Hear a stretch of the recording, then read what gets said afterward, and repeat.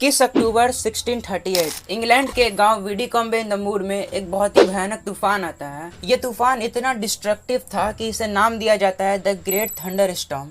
उसी बीच करीब 300 लोग चर्च में आफ्टरनून सर्विस कर रहे थे। तभी एक अजीब सा लाइटनिंग करता हुआ कोई स्फेरिकल स्ट्रक्चर चर्च के अंदर आता है। ये स्ट्रक्चर दिखने में बिल्कुल आग से सिमिलर था।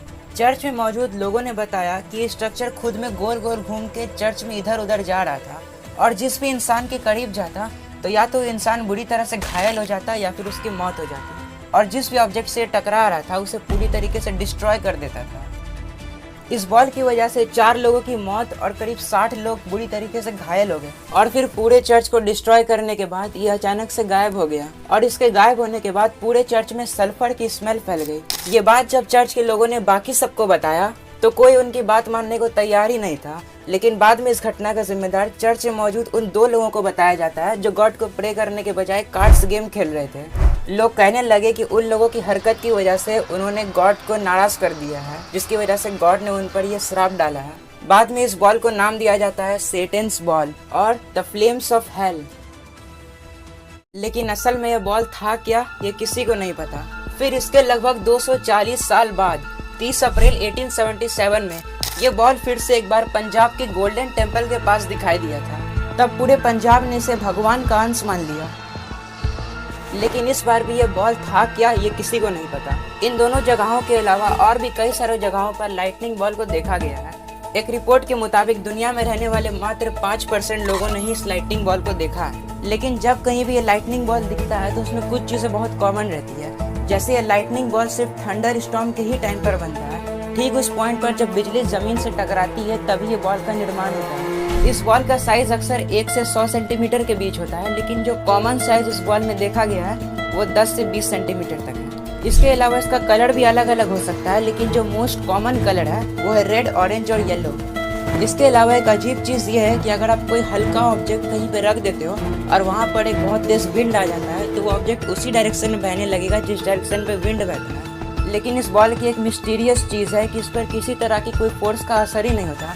कभी तो ये विंड के साथ बहता है, लेकिन कभी विंड के बिल्कुल अपोजिट डायरेक्शन में बहता है, और देखकर ऐसा लगता है कि इस बॉल पर विंड का कोई फोर्स लग ही नहीं रहा।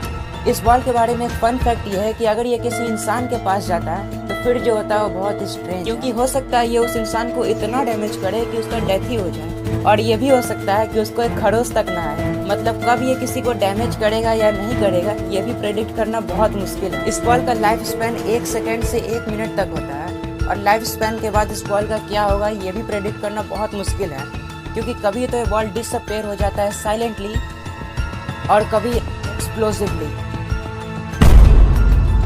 और एक बहुत कॉमन चीज ये है कि इसके आसपास की जगह से सल्फर की स्मेल आती है। एक बहुत शॉकिंग चीज आप जान के हैरान हो जाओगे कि इस बॉल को पहली बार देखा गया था 1195 में, और आज 2024 करीब 850 साल हो चुके हैं। हम साइंस के फील्ड में इतना आगे बढ़ चुके हैं, लेकिन आज भी ये पता नहीं चला है कि ये बॉल बनता कैसे है। इस बॉल के बनने के पीछे एग्जैक्ट कौन सा प्रोसेस है। इसके लिए काफी सारी थ्योरीज बनाई गई है जो सजेस्ट करती है कि ये बॉल क्रिएट कैसे होता है, जिसमें से कुछ तो बहुत अजीब अजीब है बिना लॉजिक के थ्योरीज। लेकिन जो सबसे रिलायबल और ट्रस्टेबल थ्योरी है वो है वेपराइज सिलिकॉन हाइपोथेसिस।